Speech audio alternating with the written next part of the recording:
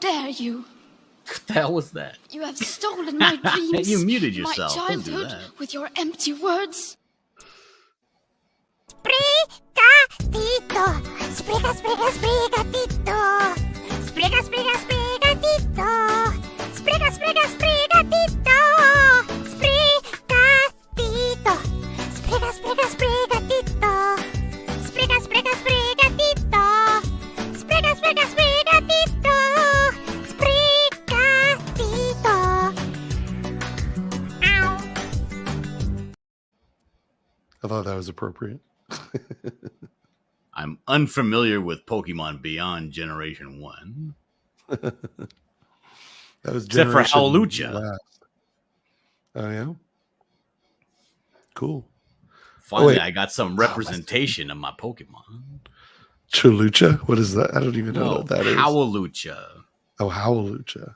It's some sort of a hawk, right? That's the ha. And then the lucha it's a hawk that thinks it's a Mexican wrestler that dive bombs from the top rope. Oh, cool. Cool. Well, I know it's 2:30 in the morning. I guess it's 1:30 there. No. Money never sleeps, Marsupial. Yeah, I know. Well, yeah. And the thing is, here's the thing. Things are happening right now. Like freaky, crazy bad things. Whether you're asleep or awake, things are happening. Things are happening. About 4 hours ago, at 10:30 Central Time, USD coin depegged from $1. As far as I know, well, I can look at the chart here. Yeah, for the first time since In what direction? downward. Oh. For the first time in 3 years. It's been holding steady at $1 for 3 years, which is what it's supposed to do. It is not supposed to go significantly below $1. And it's interesting that I believe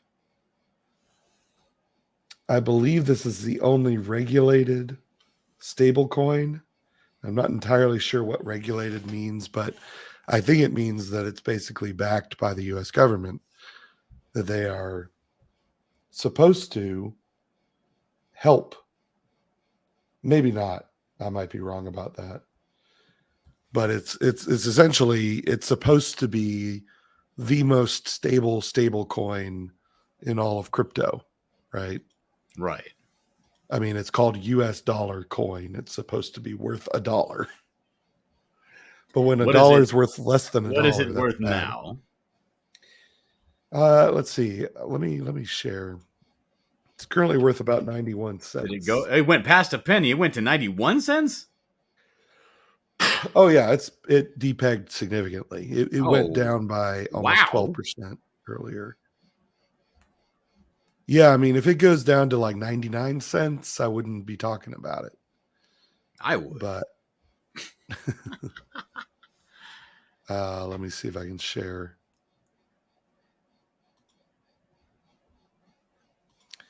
Share screen. This is Shiba Inu, actually. But we're going to look on. This is Coin Market Cap is usually what I use. USDC.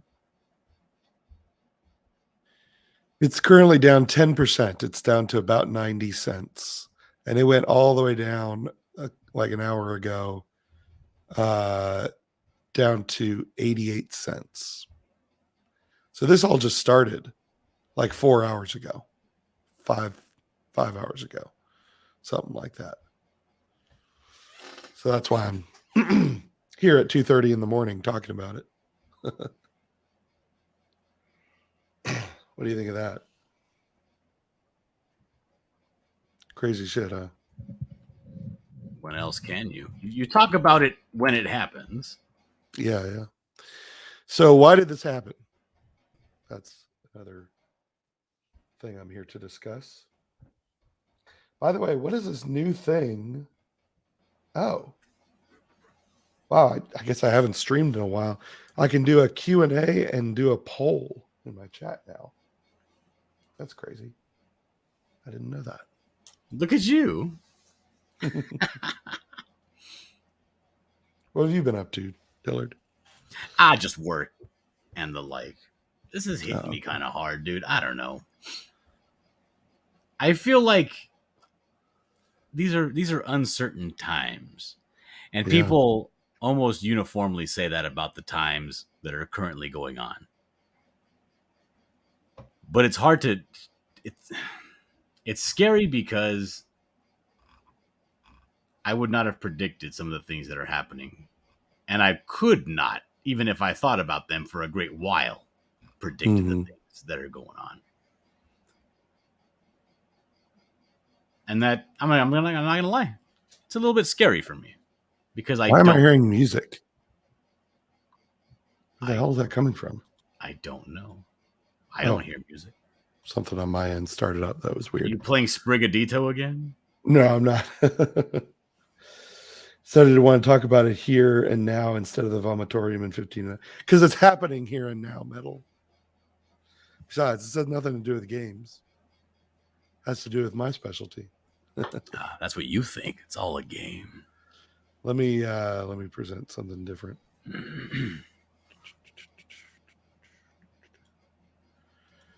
Oh yeah, I gotta say, don't show those tips that come up every time I do this. So, what started this all off?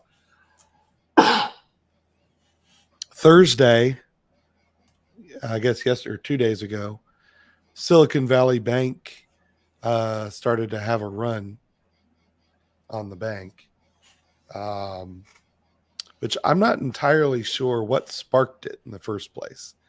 Well, But apparently, from what I heard, is that it was other financial institutions telling people to pull their money out of this bank because it's not stable. Yeah. I think they were over leveraged. I think there's a lot of actually a lot of banks have a lot of unrealized losses at the moment. Right. I think theirs was sitting at around 17 billion. Oh wow. Yeah. Their assets were 209 billion, which makes them the second largest bank failure in U.S. history, which is crazy. Fat and tired. Well, we can talk about it again tomorrow, Metal. Jeez. The Metal is pissed. You know, he can come in too. He has the link. Jeez. Apparently. I want to talk about it when it was fresh because it's happening. So, there was basically a run on the bank. People started pulling out their assets. And as you know, the FDIC only insures up to $250,000 in deposits. Oh, I thought it was 200. I didn't know it was 250. Okay. 250, yeah. And of course, Silicon Valley Bank, I don't think a lot of people have heard of it, but of course it services a lot of, tech companies, startups. It's being a stinker. It's spicier after midnight. Yeah. Like a gremlin. Yeah. Don't feed him after midnight. But yeah, it's got a lot of, it's got millions of dollars. I don't know if, Twitter has money in there or not, but a lot of, tech companies in Silicon Valley obviously have probably millions of dollars that aren't insured past 250,000. And not to mention the FDIC doesn't insure annuities, it doesn't insure mutual funds, bonds, safety deposit boxes. But why the hell would the safety deposit boxes be an issue? I don't know. But unless they're going into the safety deposit boxes to invest with. Well, they might. I mean, at this point, because yesterday or Friday, the bank was taken over by the FDIC because they basically said, "Okay, you're out of business. We're going to take you over." And I don't know. I think they can go into people's safety deposit boxes and sell their assets if they need to. Oh, hell no. I mean, I don't know how that works, but I know it's not insured by the FDIC. So because something isn't insured by the FDIC doesn't mean they can go in there and just take your shit that you have sitting in that's your personal property. Well, so are potentially millions of dollars in your checking account. I don't know. Yeah. But if it's not there, it's not there, right? But your safety deposit box 100% is there. Yeah. Well, anyway, that's not important. Not important. That's where I put all my gold. Well, if you have any in Silicon Valley Bank, I would check with them and see if you can get it out, because I don't know that you will be able to if you didn't on Thursday. But taking my writing crop with me. That's right. Mother's pearls. Yeah. I heard something in the Martha news Wayne's about pearls. them, like they're going to be, as they'll be paying out the insured amount, but then anything after that, because I guess the assets the assets will still produce some stuff. They're going to be giving out the money to apparently the hardest hit, and I don't know how you measure that. I think it's the people who lost the most. So basically, your biggest depositors. I imagine people are just going to get a percentage of what they had in there. I would imagine it would be hardest hit percentage wise. Yeah. But that means if you have $10 million in your account, you're going to be harder hit than someone who had $1 million. Well, I don't know. I mean, let's say somebody only has. I guess you're right. You are right. You're right about that. Because if somebody unless they're going to be evaluating your other assets, maybe. I don't know how it's going to work out. But I mean, eventually, it's not good when a bank goes bankrupt. Metal says the deposit boxes do technically belong to the banks they reside in. It is a service. Right. And if you don't give me my box, your life is in my hands. Yeah. I mean, you don't have the keys. You ought to have the keys in your hand if you're going to try to steal my stuff. Yeah. Sucks to be you. There goes your life. I don't know. You might have to break into the bank to get to your box. I'm okay with this. So then there was something else I wanted to show that was very interesting. This video from Colin Talks Crypto. And do I need to reshare for you to hear? Red. It was the start of a sequence of events. Did you hear any audio? It's the start of a sequence of events. Okay, you did hear that. Okay, good. All right, let me start over then. So this is explaining what we're seeing generally in the economy, and it's basically going to say, look, this is what happened in the past in, what is this, like 2000, there was a recession, in 2008, and then this is now at the end. And this top line is the S&P 500 value. This second line is Bitcoin's value over time. This is the federal funds rate, which is the lending rate that banks have to charge to lend money to each other. And then the bottom line is yield inversion difference. I think that has to do with bond yields, but I'll go ahead and play it. But this is an interesting video. I thought that explains what we're about to see. First, we have the yield curve. Every time the yield curve, hey guys, I'm going to show you something pretty amazing in this video. First, we have the yield curve. Every time the yield curve inverts, indicated by this red, that is the start of a sequence of events. The next step is the Fed fund rate flattens off and begins to decrease. That pivot where it begins to decrease is the second step in the sequence of events. The third step is the stock market begins to bottom out and crashes to its ultimate final low. 1, 2, 3. And that repeats in both the year 2000 and 2008 housing crisis, where we had the yield curve invert right here. We had the federal funds rate begin to pivot, begin to decrease the interest rates. And lastly, we had the final leg down, or the biggest portion down, and the collapse to the bottom of the S&P 500. And we are at the beginning. We have the yield curve inversion. We do not yet have the Fed funds pivot, although it has begun slowing down, as we just saw today in the FOMC meeting. And that will be followed, in my estimation, by a major collapse of the S&P 500 down to new lows that we have not seen for a very long time.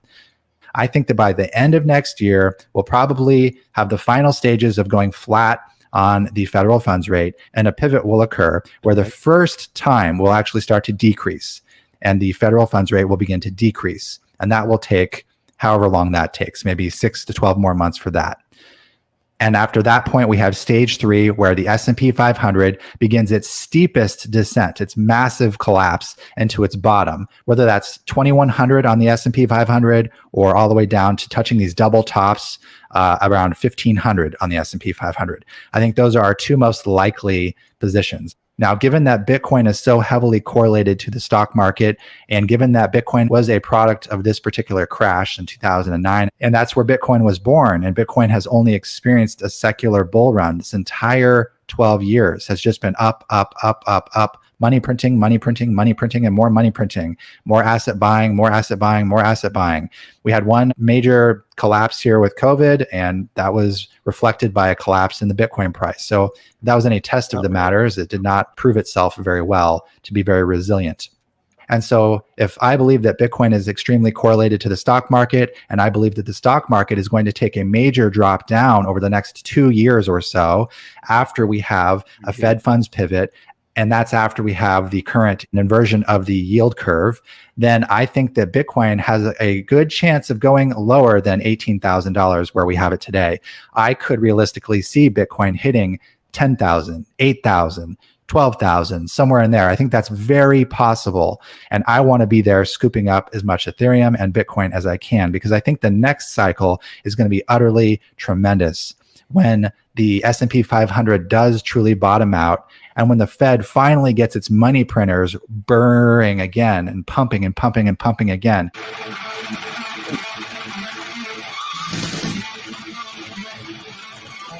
What we're going to see is probably the biggest bull run we've seen in a long time, with more money being pumped into the economy and the economy going vertical, not only in the stock market, but with highly correlated Bitcoin, Ethereum, the cryptocurrencies as well. And I think that we're going to see 6-figure Bitcoin. I think we're going to see 5-figure Ethereum. And that's where I want to be.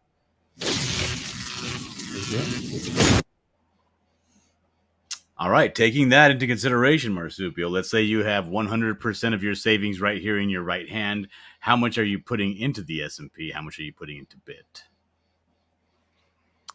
Right now, I would not be investing in the stock market or Bitcoin. Well, I mean, when he's talking about when it hits its lowest low.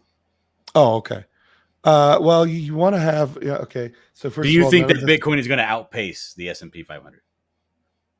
I do. First of all, none of this is financial advice. Okay, I got you. Just want to make sure everyone watching. Hey, Fanta, how's it going? Hey, Pixel Trader. But yes, in my estimation, Bitcoin and Ethereum are going to outpace the S&P once they start going back up again. It's a little disconcerting and frustrating if he's right that they may not hit bottoms for another year or two. I mean, this stuff doesn't go very fast. Right now, personally, I'm not putting anything more in the stock market, and I'm not putting anything more in Bitcoin or Ethereum, the so-called blue chip cryptocurrencies. Those are sort of the high market cap currencies. Yeah. Because I think he's right. I mean, we're clearly on a downturn. And this is, I think, the federal funds rate being as high as it is, and it's about as high as it was back in 2007, 2008. I think we're going to see a major economic downturn this year into next. And I don't know that I would be buying stocks or what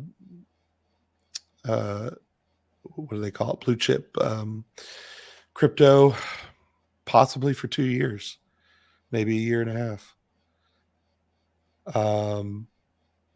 Now, one of the things I did want to talk about was blue chip crypto is not the only crypto. Now, here's the other thing. Okay, now it's going back up. This was from when was this? March 5th. So this was only 6 days ago. Mm-hmm. This happened less than 6 hours ago. And this is extremely disconcerting because, as we talked about earlier, for those of you who missed it, USDC, which is supposed to be a stable coin, it's supposed to always equal $1, has depegged as of about 5 hours ago. And that's the first time it's done that in about 3 years. When it started out, obviously, it was way more volatile, going up and down. Mm-hmm. But it really started to even out, and I believe it got regulated by the U.S. Government. I'm not exactly sure what that means, how it is regulated, whether it's insured in any way by the government. But it's never been this low in its entire history. It got down to 88 cents a little while ago. Speculate for me. What do you think it is? I think the fact that Silicon Valley Bank failed is a big part of it, because SIVB, which is its stock ticker, is a huge part of the tech sector. And I think the fact that essentially the biggest bank in the tech sector failed is making people really, really nervous about this, about crypto in general. And the fact that we have not seen a recession since crypto became a thing. As you can see, like, he doesn't have Bitcoin. Now, Bitcoin existed before this, but it was barely on the radar until 2011, 2012. So we just have not seen a single recession, a major recession, since Bitcoin became a thing, or since crypto became a thing. And so I think it's just, maybe this is what's going to happen to crypto every time we have a recession. So we haven't had a recession for a big one for 15 years. So I don't know. I think this is just what's going to happen. I think the fact that it's back up to 92 cents is promising. The fact that it hasn't dropped below 88 cents. This is live. It's updating constantly. Some due diligence, but could you, to the best of your knowledge, right, explain to me what a stable coin is? Hey TJ, how's it going? Welcome. So a stable coin is, well, the idea behind it is you want to have a cryptocurrency, because here's the thing. What people started to notice was that Bitcoin, Ethereum, all these other crypto assets that you could have, Litecoin, were just too volatile to be easy to invest in. And if you want to have some sort of currency that you actually use, you don't want it to be worth, you know what? I'm sharing the wrong thing. Hold on. Slides, shoot.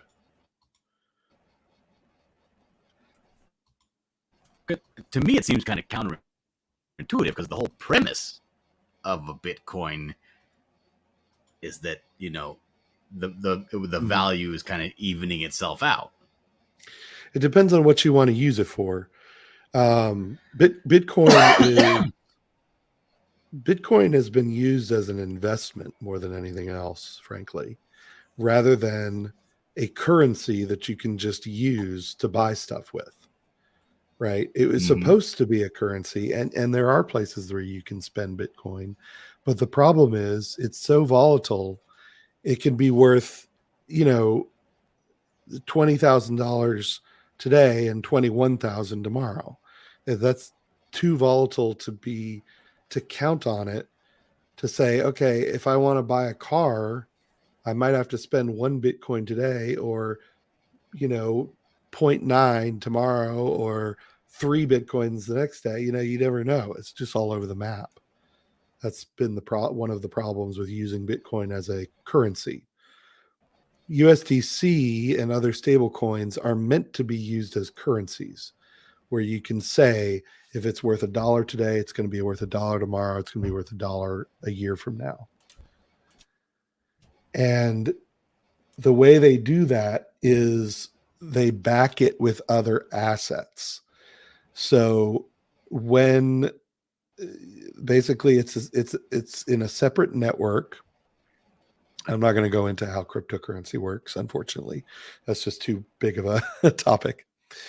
But It's in a separate network from, say, Bitcoin and Ethereum. Actually, I think it might be on the Ethereum network. I'm not sure. It doesn't matter. But essentially, it's backed by other crypto. So basically, there's like a pool of, say, Bitcoin or Ethereum. And if something like this happens, what's supposed to happen automatically is that the assets that are backing the coin are supposed to be sold, and USDC would be bought automatically in order to bring it back up to $1. So there is an automatic back end, and I can see it. It looks like it's working now. It's taken longer than I would have expected, but that may be what's happening right now as we speak. It's back up to 93 cents. You don't think that it's people buying this because it's the first time it's dipped? That might be, yeah. I mean, the reason that it dipped was because people started selling it. So, you can hold USDC in an account like at Coinbase or Binance, or, any other crypto exchange.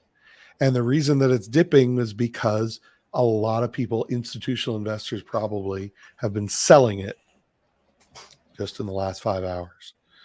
And who knows? Could be China trying to crash things. Who knows? I mean, it's the right time of day. But so yeah, this could be people buying the dip, as they call it, saying, "Oh, that's a bargain. I'm going to buy it at 93 cents, hope that it goes back up to $1, and sell it at $1." So yeah, it's probably but see, it's got to be more than that, because if that were it, I mean, that's what happens with Bitcoin. Stable coins are supposed to have assets backing them that keep this from happening. This shouldn't have happened. And as you could see, it hasn't happened in the entire history of the stable coin. For anyone who's missed earlier, it was shaky to begin with because they didn't quite have the assets yet to sort of keep it stable. But as I think there's a pool where they keep these assets, and as that pool got filled over several years, became more and more stable, and so this should never have happened. It's kind of crazy. I'm gonna have to keep. I don't have an explanation for how this happened, so I'm gonna have to keep an eye on it, and I'll come back another day, maybe on Monday or something, if I have any explanation. But this is crazy. It hasn't happened in however many, 4 or 5 years. It's I'm a kind of a skeptical automatically person. Just in general, I'm a skeptical person. When I hear something, can't explain how this happened, and something that's concrete, I automatically my mind goes to shenanigans. Yeah, well, I mean, it's clearly a bunch of people selling, and they may be bad actors, I suppose. Oh, jump back up. Like I said, it could be. Somebody check the Reddit. Yeah, I mean, look, it's all on a register somewhere, so that people are probably analyzing this, trying to figure out what's going on. But obviously, there are big multi-billionaires selling off USDC right now, or they were. But I'll tell you, I mean, it's it all stems back to Silicon Valley Bank. I'm willing to bet. I wonder if that bank, I bet you the bank had a ton of assets, of crypto assets. And the fact that the bank was just taken over by the FDIC means any of those crypto assets that the bank had now belongs to the government, and it's tied up. It's not going to be able to be, as liquid as it was on Wednesday. This is, I believe they were saying on the news thing that I watched, they're either the 13th or the 18th largest bank in the world. Yeah, that sounds right. One of those two. I thought I saw 17th or something. Yeah, it's somewhere. Yeah, it's a big bank, and so many people have never heard of it before.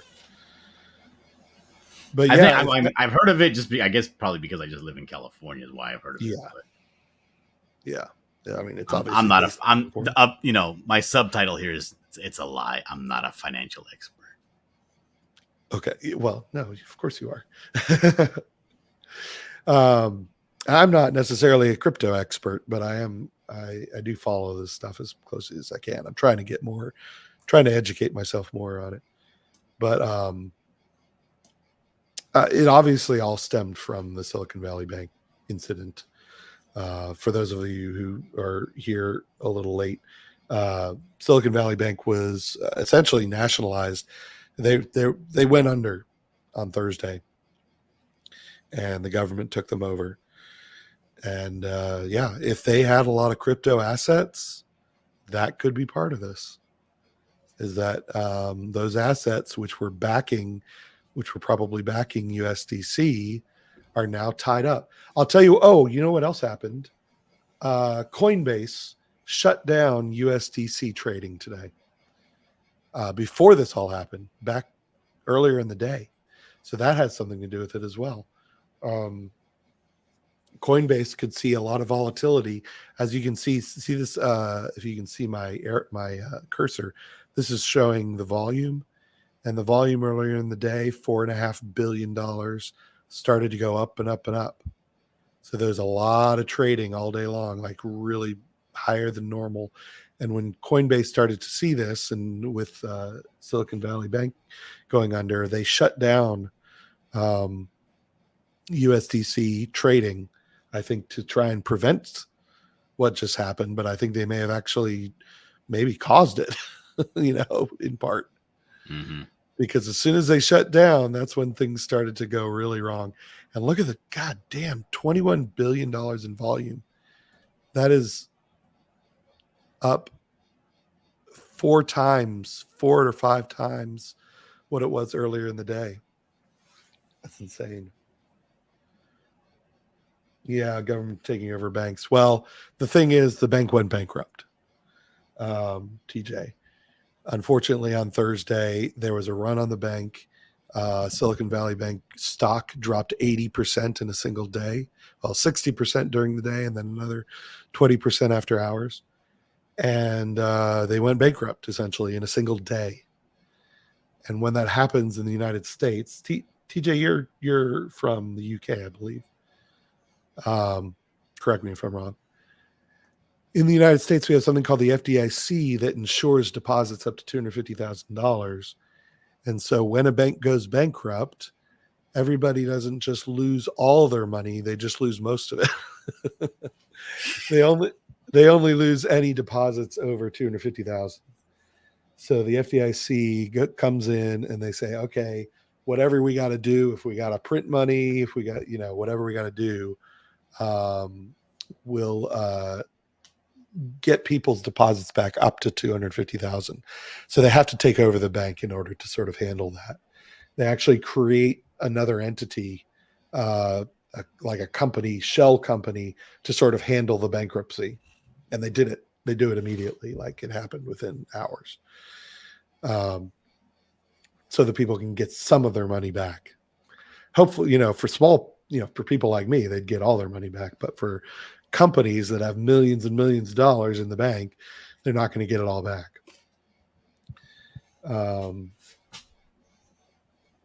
Now, and I don't know if they're going to, all the money they lost, they had total assets of $209 billion. I don't know if the government's going to bail them out further. I think that's going to be something we're going Right. to I find mean, it's out. making me a little bit nervous. I'm a small guy with nothing, right? Yeah. But right now, I don't have a home Mm-hmm. because I sold my home. Oh. So I have money in the bank. Now, I'm thinking I need to split that into two different banks. You have more than $250,000? It's close. So I'm like, but it's not money that I can just do anything I want with. That's for a place to live in the future, you know? Right. But you might be a good idea to split that up into two different. I mean, you can just get another account at another bank. But yeah, Pixel Trader makes a good point, and this is what people don't think about. I guess maybe people do, but there's a woman who had a company that had $14 million and is probably in an account to pay payroll, right? I mean, that's the biggest expense of most companies. And so what happens if your $14 million becomes $250,000? Suddenly you can't make payroll for very long. And all that money is just gone. Never keep more than the FDIC covered amount in any single bank if you have the option. Yeah, that's good advice from the metal. But yeah, if you're a company with $14 million, you may not have a choice. So yeah, and that's it's strange. rough. It really is strange because people think like, oh, a company that has $14 million in total, not a very big company. Yeah, the thing is, you have that amount of money, and it's not like you just have $14 million to just do whatever you want with. It doesn't work that way, you know. I mean, a lot of this stuff is a lot of the money you have is, you know, throughout the year or throughout the month is for operating costs, your payroll, you actually buying materials, and then, you know, a percentage of that is actual money that is, you know, your take home amount. Mm-hmm. A small percentage of that. Yeah. That's if people aren't reinvesting into the same company and growing it. Right. I mean, who knows what the money was going to be used for? You know, here's the thing. If you're a startup, that money may not actually be yours. It may be borrowed essentially from either a venture capitalist or a bank. Mm. And the $14 million may be there to pay payroll for the next 5 years because you're not even going to make a profit, you know, for the first 5 years of your company if you're a startup. Like, here's something that people can relate to, right? A lot of people that try to go out and buy, let's say, a property to develop, right? They'll have money in the bank. You know, they'll have money in the bank because of something called a hard money loan, right? Let's say you have, you know, $4 million because you're going to try to build a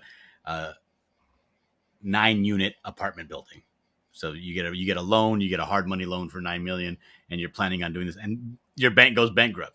You owe that money to the people you borrowed from. It's not even your money. You were just going to use that money to invest and build and pay back. And hard money loans are due within a year usually. Yeah, and it's like you're ruined, and not only are you ruined, you yourself now you're completely bankrupt. There's no recovering from that. Mm-hmm. Yeah, yeah. And think about these companies that borrow money and then deposit the money in the bank. And now that deposit's gone. And so they can't pay back what they borrowed. And their business is out of business because they don't have the money to pay payroll. It's a disaster. So there could be a lot of companies going out of business in the next month. A lot of companies. Now, here's an interesting thing, a timeline of events that might help people understand what happened exactly with Silicon Valley Bank. See, now, I don't know how this started. Rumors emerge. Silicon Valley Bank faces interest rate risk on $91 billion in bonds. I guess because the Fed keeps raising rates. They try to sell $21 billion in bonds. The sale takes a massive loss. I guess they couldn't find enough buyers. They announced a share sale. And when they do this, that's when their stock drops 80%. This is what happened on Thursday. Because they were trying to shore up their actual accounts by taking a loss. I think they were planning on taking a loss of like 1.8 billion. Yeah. But when they started selling everything off, people weren't buying. They were like, oh, wait a minute. People started to say this is way too suspicious. This is way too risky. Yeah. And then word spread that these guys are doing risky things. Y'all should probably get out of this because they're over there doing risky things. Pretty much. And so everybody was being advised apparently to dip out on them. Yeah. And when their stock dropped 80%, that's they basically, they were trying to sell some more shares of their stock. Let me put the StreamYard's link in here in case anyone wants to come in. There's no recovering from 80%. Yeah, then they can't sell. I mean, what are they? This isn't going to work because their shares are worth nothing. So then, basically, this is when people started getting their money out because that is the threshold. And then the credit agencies cut their ratings. Apparently, other banks started to lose their stock price. Yeah, here's where they fell 60 and then 80%. And they've ultimately failed. Second largest. There was somewhere, I don't know if I tweeted it, where it was, but someone had a graph. Is this it? This might be it. Yeah.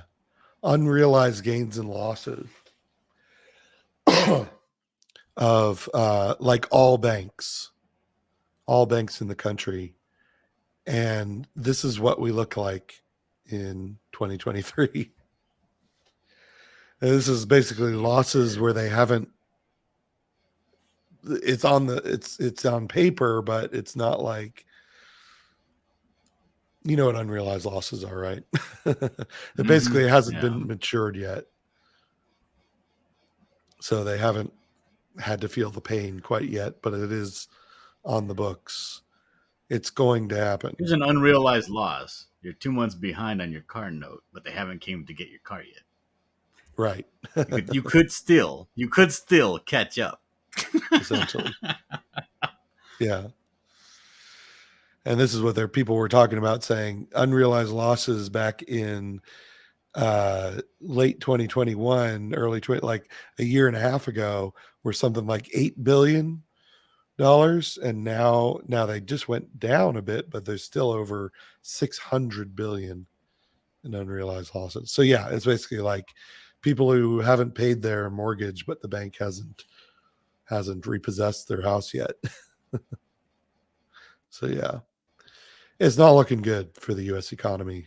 This is bad because this is, this could be a domino. This is the first bank to collapse, and Absolutely. what happens if other banks lent them money and now that money's gone? Now Silicon Valley Bank can't pay it back. So and I'm sure that the Fed is going to be really slow to reimburse other banks as opposed to people. Maybe. Yeah. I don't really know what the process is there. Because, there's upsides and downsides to all of that. As I said that, I just realized how stupid that sounded. Yeah, I'm thinking you might not be right about that. Now that I'm thinking about it, I'm thinking the banks would probably be first in line to get their... Maybe. Which might be a good thing because think about, you don't want another bank to fail and another and another. Yeah, that's what we're talking about, TJ, is What happens if a bank lent money to Silicon Valley Bank and, lent them $10 billion? That's a possibility. And now it's all gone because they went bankrupt. That's when the government has to think, okay, wait a minute.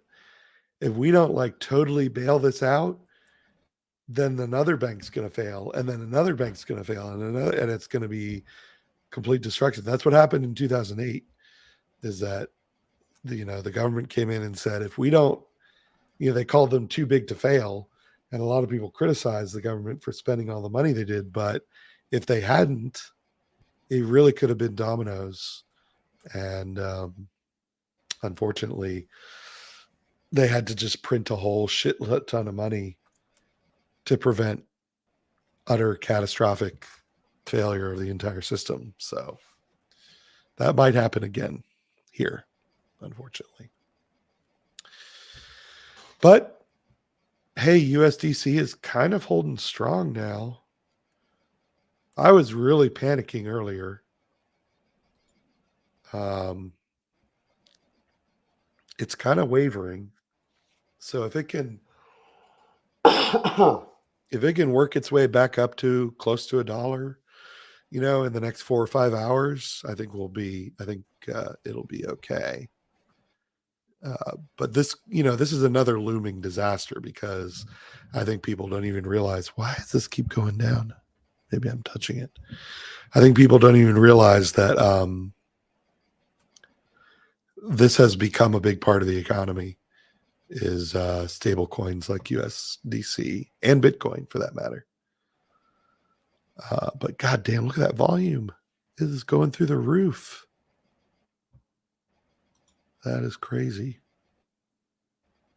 Oh, so here's the other thing I wanted to mention. So what do you do if you're an investor at this point? Because we talked a little bit earlier.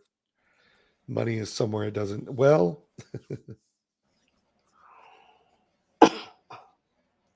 if it never existed in the first place, it can disappear.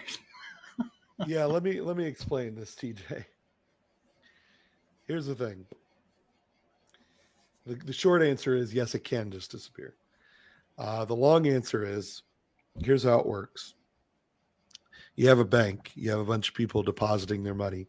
John Dillard deposits, way too much money into his account, for instance. Now, I'm a startup, and I go to the bank and I say, well, I need $10 million, and that's going to cover me, cover my startup for the next 5 years. So the bank says, okay, we're going to loan you $10 million.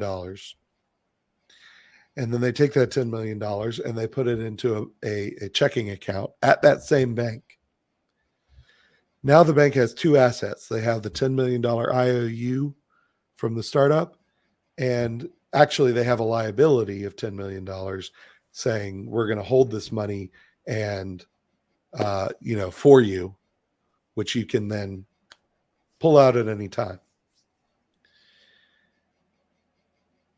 Now they do that dozens and hundreds of times, and eventually they reach a limit where if people start to pull their money out of the bank, they've got to dip into other people's accounts, essentially. Now, they don't on the books. You never see that in your account. But in real money, they have to, they're lending out your money to other people. And if they don't get enough deposits to cover what they've lent, they run out of money. And then eventually, if you go and you say, I got to pay payroll now, and you go to pay payroll out of your $10 million account, if the money's not there because it's been lent out to somebody else, it's not there. And that's how it, and so what happened in this case, for instance, I have $100. I put it in the bank. Mm-hmm. I don't need it. Hang on to it for a while. Yeah. So the bank has my $100. Marsupial wants to borrow, $50 from the bank. So, my money's in the bank. It's part of their pool. They say, here you go. Here's $50 into your account. And Marsupial spends his $50, does not pay it back, cannot pay it back. Marsupial goes bankrupt. Hmm. Money's gone, Yeah. just gone. It's Now, in where's my this 50 case, bucks? yeah. Where's my 50 bucks? Payest me what thou owest, Right. marsupial. Right. And this was a combination. I think this was a combination of the bank making investments that failed, like that, like saying lending me $50 and then I can't pay it back. That was actually a bad investment on the part of the bank. It's the bank's fault that I couldn't pay that back. They never should have lent it to me in the first place. Exactly. And once there was that rumor snowballing saying, oh, they made a bunch of bad investments, then people start pulling out their money and they're like, oh, I got to get my money out. And then they run out of money. It's complicated, but they are essentially making money out of thin air. So yes, if investments go badly, the money can disappear back into thin air, essentially. In the the banking system wonderful? So how do you feel? I mean, do you believe there's a threshold in regards to too big to fail? Let's say you're the Well, 21st largest bank in the world. Are you small enough to fail? that's a good question. If you look at I'm not going to bring it up again, but if you look at the top, 20 biggest bank failures,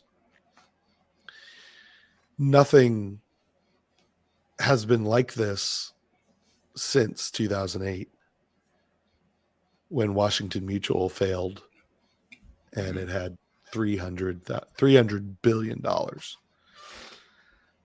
So, yeah, I mean, I think a bank having $300 billion in assets and then this one having 200 billion is too big. It's too big to exist, I think. I think this is going to keep happening if we keep having these banks get so goddamn big. Because before that, the biggest bank failure in history was in 1984 for 40 billion, and I don't remember just bailing them out. I think they just had to suck it up. I could be wrong. Right, because they're like some of the biggest financial institutions. Some of them aren't even banks; they're just people that hold insurance and securities on other businesses and stuff like that. What if, what if there's a law? What if there were a law passed that you could not acquire? There has to be a cap on how much you could actually have control of. There's a couple of these. Yeah, go There ahead. should be a cap. I think there ought to be. Yeah, I don't know. I mean, I'm sure banks would argue against that, but that's the problem with these banks. You always hear these banks consolidating and one bank buying up other ones, smaller ones, and then they get these. Here's the thing. It's a combination of things. I mean, the bigness, the largeness, the size of the bank is a potential liability, but I think that the main problem that keeps happening now, I mean, by keeps happening, is happening for the second time because this happened very similarly in 2008. Is that the government? I'm asking, how do you square this up without going full commie? Right. Well, the problem is, of course, the problem is with the government in the first place. At least in 2008, the major problem was that the government was forcing banks to make these subprime loans, basically loans to lower income people to buy houses that they never should have given in the first place. But the government was using something called the Community Reinvestment Act, which was passed by Jimmy Carter in 1978, I believe. Why is there so much hatred in that name for you when you said it? Yeah. But they were basically forcing banks to do these bad loans because they said, if you don't, you're racist and we're going to investigate you and sue you and all this stuff because you're not giving enough loans to minorities. And the banks are like, well, we give loans to people who can pay them back. And the government said, too bad. You need to give more loans to minorities. And this was accelerated under Clinton. And unfortunately, it was not decelerated enough under George W. Bush. And what happened is the whole thing collapsed in 2008 because, there was a mild recession. And then when people started to not be able to pay back their house mortgages, it turned into a major recession because of all this. And then that, spread to the whole world, unfortunately. Government owned as much as 84% of the bank, TJ's saying, after investing 45.5 billion pounds. Yeah. It was these risky loans and what's funny is that the government forced these banks to do these risky loans. And then when they failed, they turned around and blamed the banks. And they said, oh, why did you do all these risky loans? And, what are the banks going to say if they tell the truth? They'll be labeled racist. And so I think they just kind of took it and said, oh, yeah, we're bad. We did bad things, when in fact it was the government forcing them to.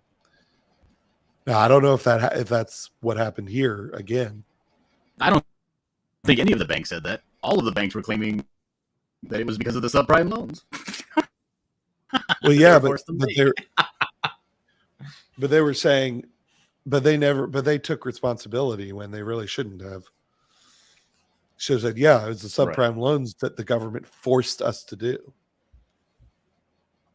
I don't remember any banks, coming out and saying that when they really adding that second part. Right. But okay.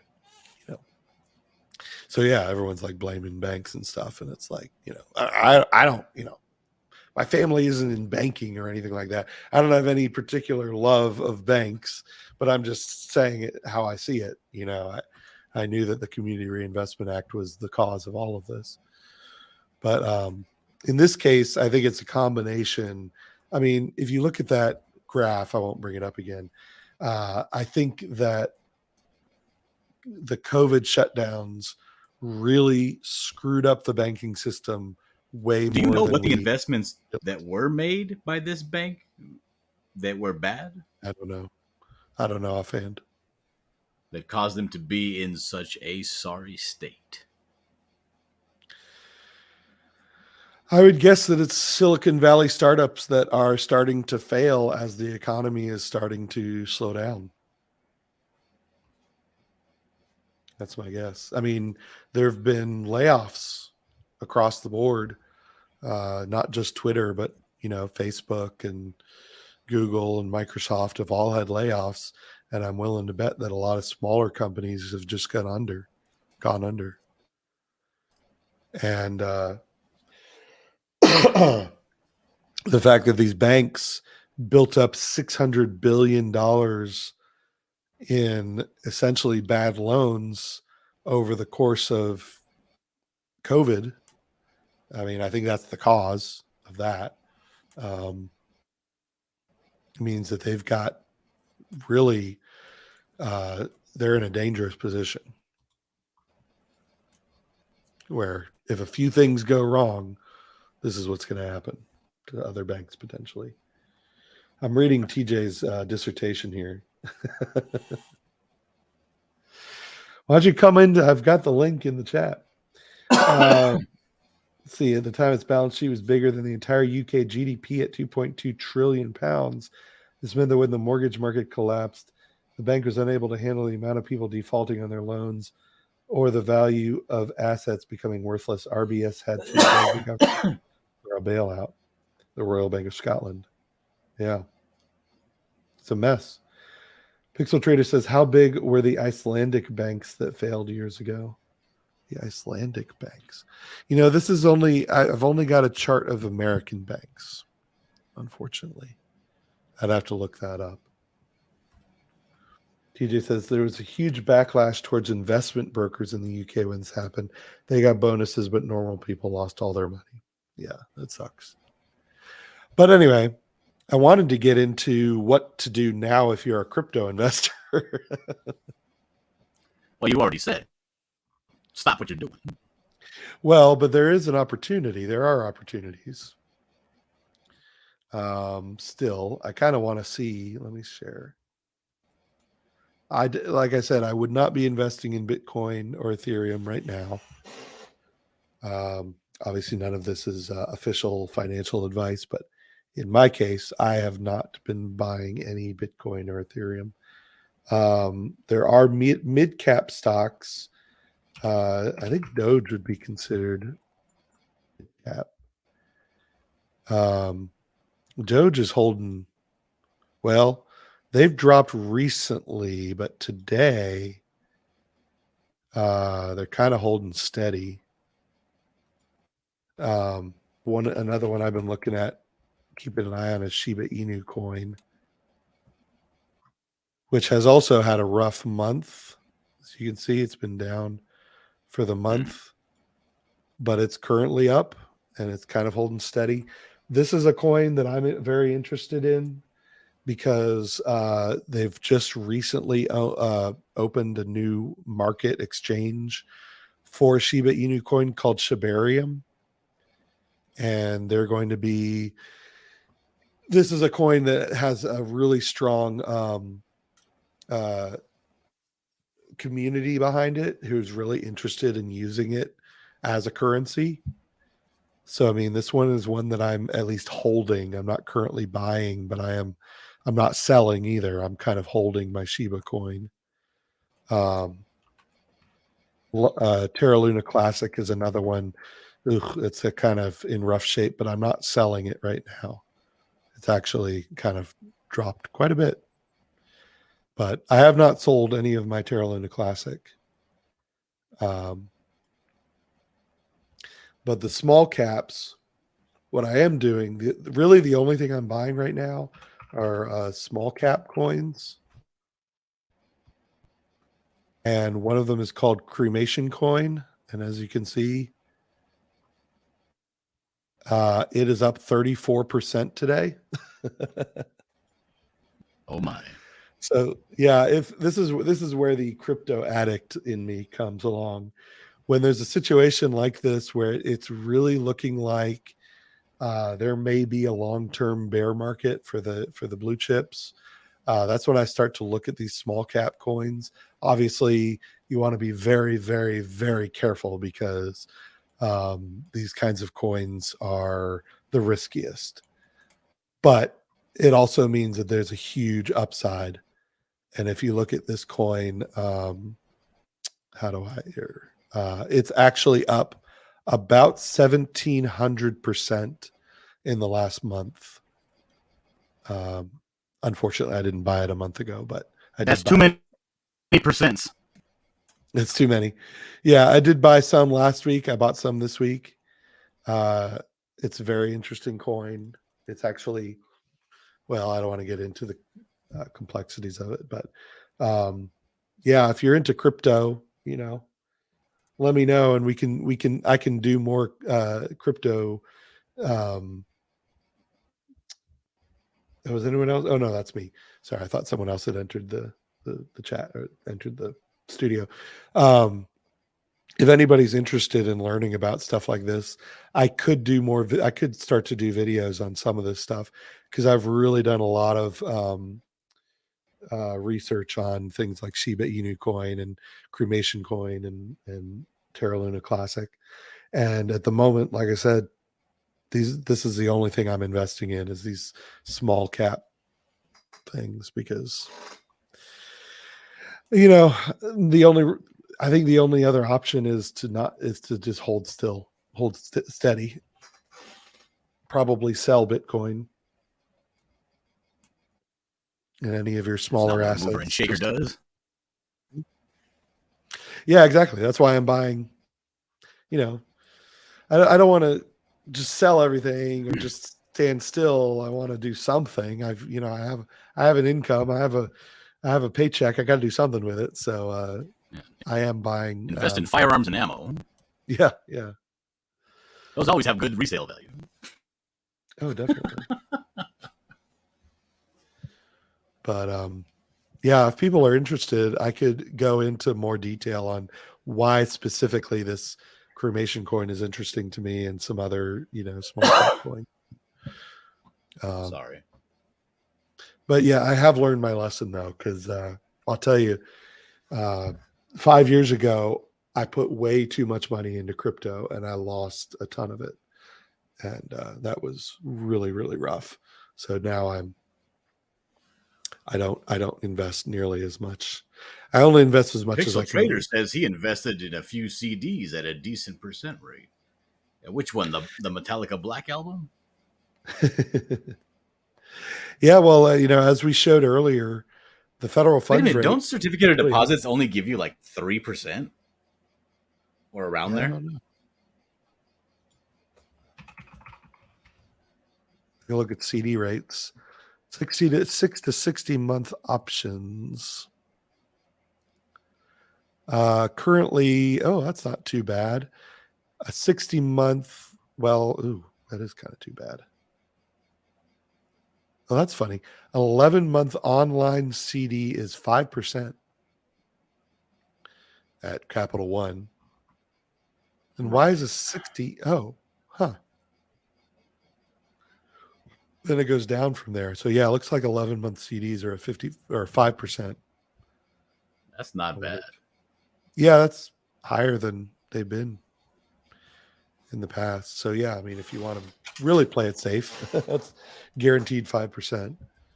I just wouldn't be investing in the stock market right now. TJ says, I just can't get it into my head using real money for computer money. Yeah. Oh, Pixel Trader says, yep, I guess he has about 5%. Yeah, I can understand that. It is, if you don't understand crypto, I'll tell you what, the best advice is from Warren Buffett, and that is he never invests in anything he doesn't understand. And so he may be missing some opportunities, but if you don't really understand what the company is or what a CD is or what crypto is, I wouldn't recommend investing in it until you understand it. So if people are interested, I could turn this channel into a crypto channel. I mean, I would rather you turn your channel into a financial channel, and include crypto. I could do that. Why does this do I keep getting quieter? Yes. Why does it keep doing that? I've never seen that before. Don't talk to me that sexy. I'm all by myself.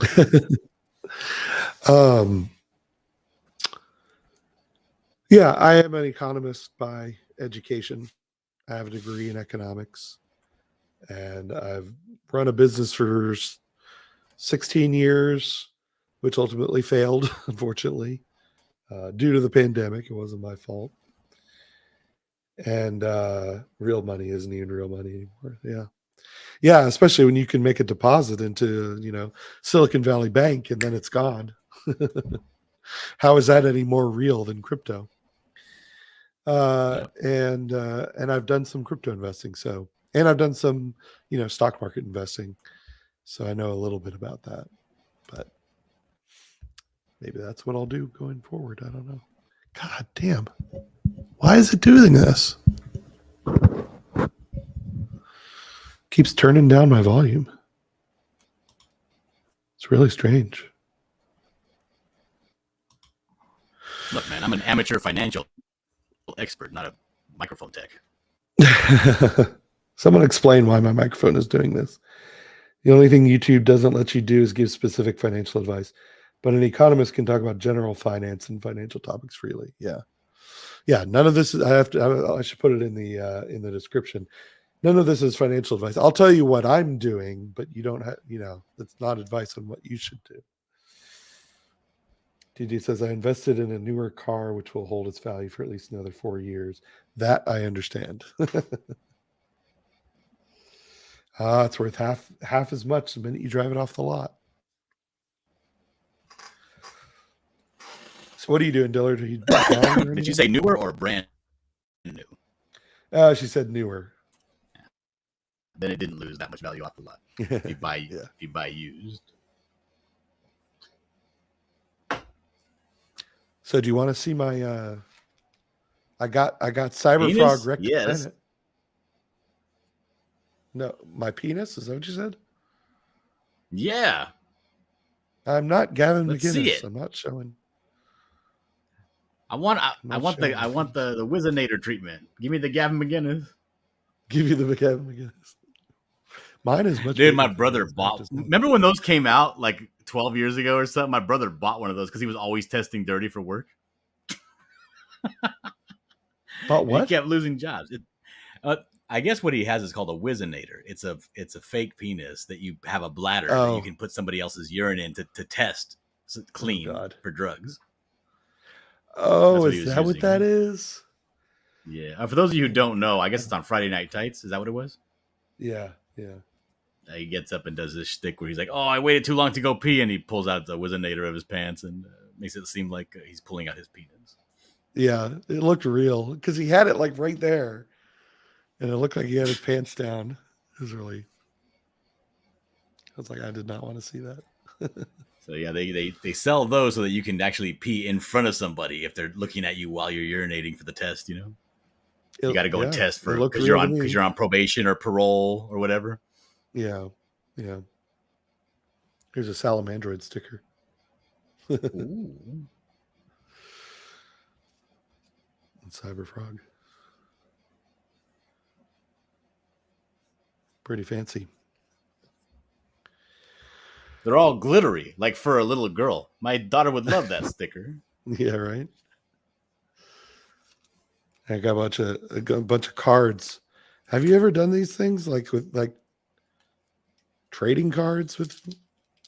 Do you want to do this for the buckler? What are you talking about? The packaging? These cards. What are you talking about? You talking about holofoil cards, or what are you talking about? Any kind. I had some cards made up, but no, I haven't done a set of cards or nothing like that.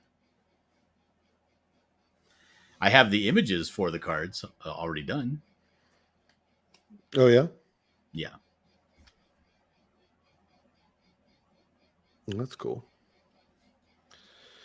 Well, anyway, so do you have any other questions, or does anyone else have any more questions, or do you want me to talk about the Bank of Scotland, or Why is the sky good? Why is the rainbow good? I mean, economic questions? That's where we are right now, as far as I know. No, I don't have any further questions for you, Marsupial. Okay. Yeah, I just thought I'd A financial question. Financial questions, yeah. No, you don't. Nah. Let's take a look at USDC. Okay, it's still just hovering. It's hovering around 91 cents. So It was at 92 for a good couple of minutes there. What happened? I don't know. It went back down a bit. What'd you call me? Said it went back down a bit. There, you said it again. Okay.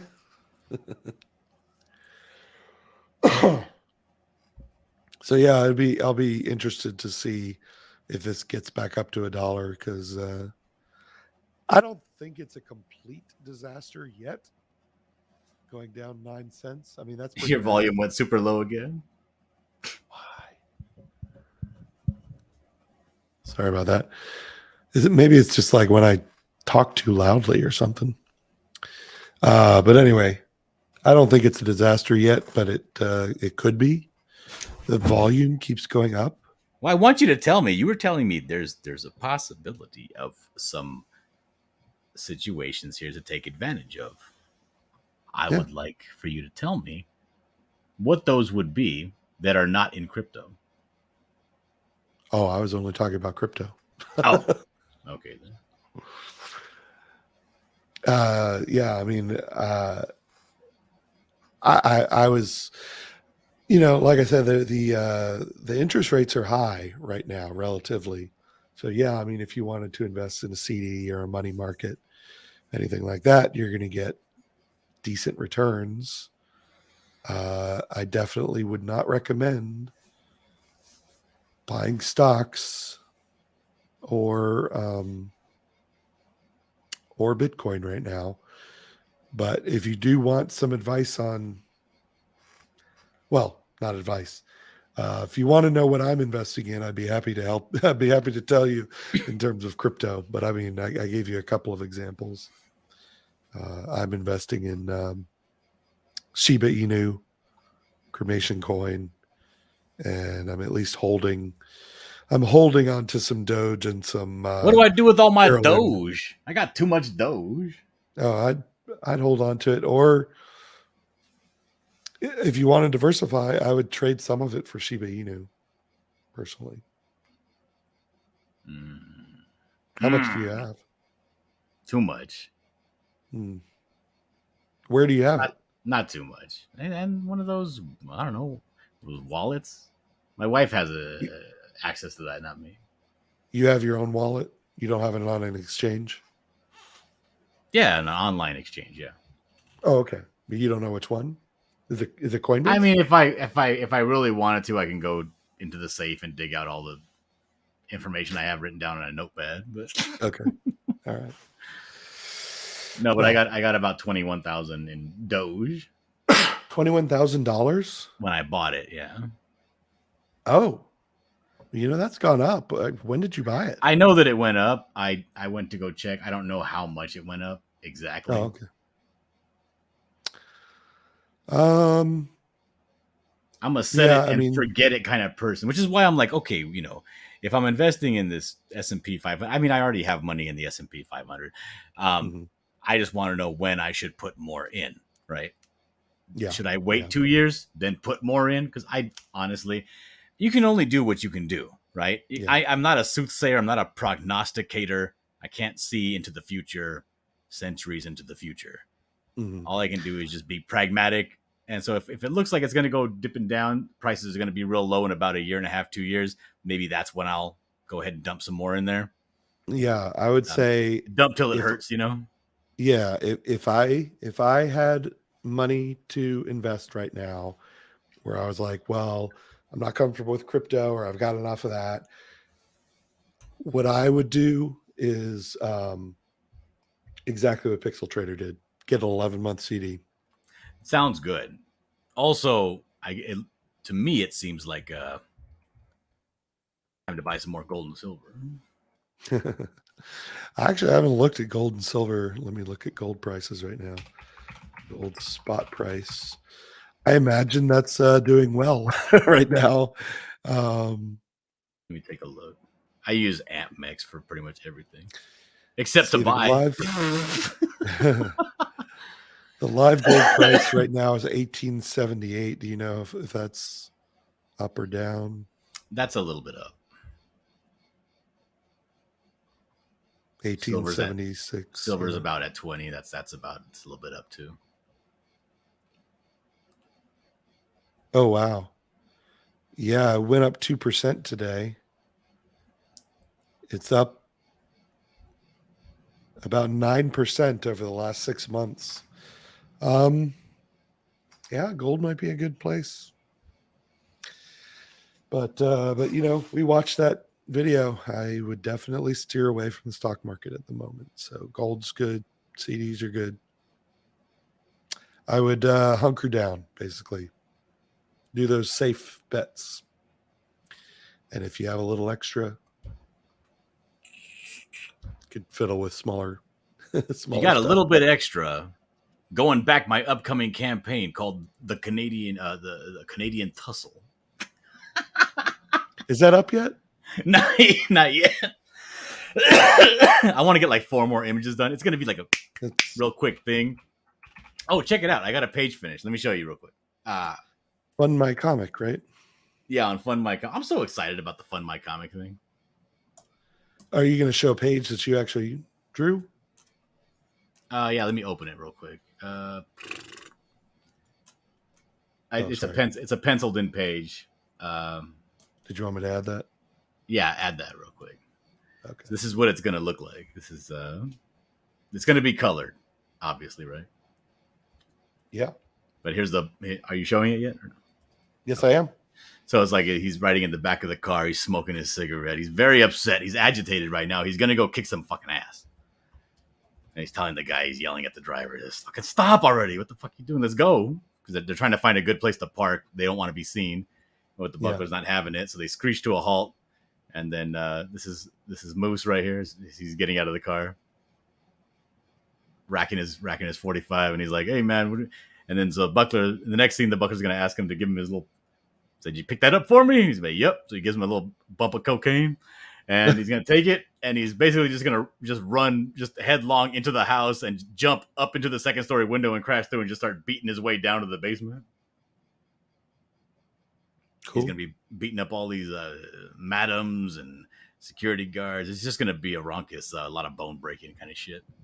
But it's going to be in this style, which I really like. This is my ode to like Ren and Stimpy and Sam Keith. Can I make that even bigger? There we go. Cool. I don't know, but I have it up on Fund My Comic, right? Like, let me look it up real quick. Fund My Comic. I'm making the campaign page. Okay, cool. Let's see. Here it is. Fund My Comic. Welcome, Dillard. My campaigns. So there it is. Hey, right Manticore. there. How's it going? The Canadian Tussle. Canadian Tussle. So it says the Buckler is back, and he's not taking any of your shit. In this rage-filled rampage of revenge, the Buckler sets out to reclaim superiority. So there's the. Oh man, look at that. Look at my goal here. Your goal, $40. Come on, $40. That's all I'm looking for. $40 to get this thing made. Yeah. So it's gonna be like 12 pages, and then I'm also gonna throw in that. Remember that the Descent ashcan? Uh-huh. I'm gonna it's gonna be 12 pages of this, and then the other 12 pages are gonna be the Descent in the back. Just to mark it up to 24 pages. And then I'm going to throw it out there, digital only, and $4 because I can't do it $3.50. Manticore says, yeah, I like the art style. Suits the Buckler, definitely. Metal says, I could tell Anthony's dad's anatomy pops up in the imagery. Who's Anthony's dad? He's a character in Ren and Stimpy. Oh. They hurt him on accident, and he sits Ren and Snippy down. And he's talking about my boy, my precious boy. And he's like popping his knuckles the whole time, and he looks just like this. He's like, "Oh, you guys are Hollywood types, huh? Oh, right, you're funny. Why don't you tell me a joke?" That's great. So that's what it's gonna be. So just, like that. Let me stop sharing. Cool. Oh, stop looking at all my private business. So this is all going to be digital, right? PDFs. Unless I can get what's his name, RJ from Critical Blast, because he does fulfillment, right? But I don't even want to. I don't even want to fuck with printing. I'm bad at fulfillment, Marsupial. Well, but if they'll do it for you, but if he'll get it printed and fulfill it for me, and I just pay him from the campaign, I'll do that. I guess so I got to talk to RJ at Critical Blast to see what he's willing to do. Because if I'm just willing to say, hey, see this campaign right here? Can you print this out and make it, a book and give it to the people that back? And he's like, yeah, I can do that. And this is what I would charge. Then I would absolutely do that. But see, like, it wouldn't be worth it if you're only doing a 6-page comic. I mean, I wouldn't think. Right. Is this going to be 6 or 12 or what? Well, in total, it's going to be 24 pages. Oh, okay. Because it's going to have the new story. It's going to have that new story, right? Yeah. and then it's going to have the descent. Hold on a second. Let me start my camera. Are you going to put that all together in one then? Yeah, it's going to be in one. It's going to be like this, Oh, this neat. one here. This is 14 pages, but I'm going to whittle it down and change some stuff so it's 12. So it's going to be this one, this story in the back, and then when you flip it over, it's going to be the Buckler Canadian Tussle in the front. Oh, cool. So 12 pages there, then this 12 pages here. There'll be 24-page book. Oh, that's awesome. That would be cool to print out, I would think, if you can get him to do it for you. So hopefully he will, because if he's not willing to do that, I'm not willing to do that. Right. Because it wouldn't make financial sense for me to do that small of a run for that small amount of money, that type of deal. You know what I mean? Yeah. But it's going to be exclusively on Fund My Comic. You're not going to be able to get it anywhere else. No Indiegogo, no Kickstarter, none of these other bullshit places that are basically telling everybody, don't go back this guy's book. He's a bad person. I'm not dealing with it no more. Fuck these people. Right. They got nothing for me over there. I don't even get foot traffic because they shadow ban everybody. What's the point of going there if you don't even get the foot traffic, right? Right. Fuck them. I mean, that's the whole point, practically, of being on a well-known site. That's like going and getting your book published for like what do you call it? Like going to Marvel, right? But they don't put you in any of their brochures. They don't do anything. You have your logo, but you don't get to be anywhere they are, and they don't talk about you. Yeah. And if somebody asks about you, they say, we don't know that person. Yeah. Didn't you say like 95% of your sales came from 99%. So 99.5. I think that's what you said. Yeah. Yeah. So, I mean, if it's all coming from you anyway, what difference? I guess the only difference is they have to make an account. But like you said, and like I said, it took 30 seconds to make an account. That's the big, to me, that's the only hurdle is getting people to make an account somewhere else, which is why to me, when I was talking to Luke Stone, that was the biggest pet peeve was like, when I went there, the logo looked kind of unpro. And I was like, should I put my account information in here? You know? Yeah. But hey, fuck it. Fortune favors the bold, right, Marsupial? Right. You know, it's weird. Some of these, I'm looking at Fund My Comic, and some of these, they've got a bit of an issue here. Some of the, what am I trying to say? Campaigns have videos as their sort of right. You can add what's called a thumbnail video. So instead of having just a picture, you can have a video that scrolls through. Yeah, but the problem with that is once it plays through, it takes you to. It shows what you look at on YouTube on a regular basis. Yeah. So I'm like, why is it showing video for your YouTube? Angry Video Game Nerd on the campaign for Mythicals? Man, I'm losing my voice here. Partying up late. You're up late partying, Marsupial. I know, right? Yeah, it's like I'm looking at like Quasar, okay, Soltech, but wait, why is that James Rolfe? The Mythical's #1. It's another James Rolfe. That's not good. Let me take a look here. Yeah, I think they need to do something about that. Yeah, see, it shows it's a YouTube video, but that's not gonna, unless it repeats. That's not gonna. I don't think it does. That's the problem. That is a problem that it doesn't repeat. Yeah. I might have to bring that up to Luke, unless you think he already knows. Oh, I have no idea. But that's the great thing. It's a campaign, and you can actually talk to the people that run your campaign. Yeah. Oh, TJ says I just went over there. Can't find your comic. It's not up. It's not live yet. He was logged into his. Yeah. That was just that was me creating the campaign. Yeah, it hasn't went live yet. Hadn't finished the campaign. So will that be live in April, or what are you thinking? Yeah, probably. I'm gonna try to get it as live out there as quick as I can and start promoting it just everywhere. Because I really think that people need to go to this. I'm so tired of hearing people bitching, dude. I'm gonna be honest. It's the bitching that gets to me. Like immediately my dad's voice comes into my head, right? Like, quit your fucking sniveling and go do something. You know what I mean? And dude, like Luke Stone did something. He just made a whole new fucking site. The Yeah. problem is solved. You just got to get people to start using it. Mm-hmm. Yeah, seems like it to me.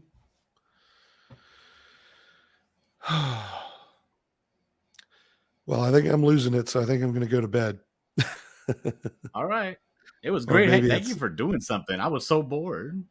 Oh, no problem. Thanks for coming in. You're the only one who came in to talk to me. Where else did you boring put the stuff. link? Right in the chat. It's pinned. It's right there. Oh, Anyone can come in. stupid Oh, Mel. well. He's all salty about the vomitorium. Yeah, right. Well, so you hopefully won't be salty anymore. Check out the vomitorium. Oh, your volume went down. Your volume went down. Damn it. It's when I like yell into the mic. It's never done that before. It must be a StreamYard thing. Vomitorium is tomorrow, Saturday, and Wednesday at 6 p.m. Central Time. I don't know what time that is in the UK. It's early here and I had a late night. Oh, there, Metal put a link in the chat. Thank you very much.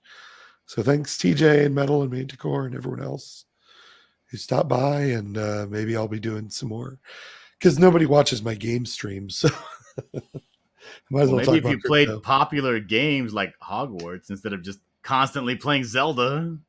Yeah, right. All right, guys. Well, Come to my gaming channel where you're going to watch me play Pac-Man for the 1800th time. Exactly. All right. Well, hit the like button and subscribe if you're not already. But I will catch you all next time and check out the vomitorium later today. Bye. Bye.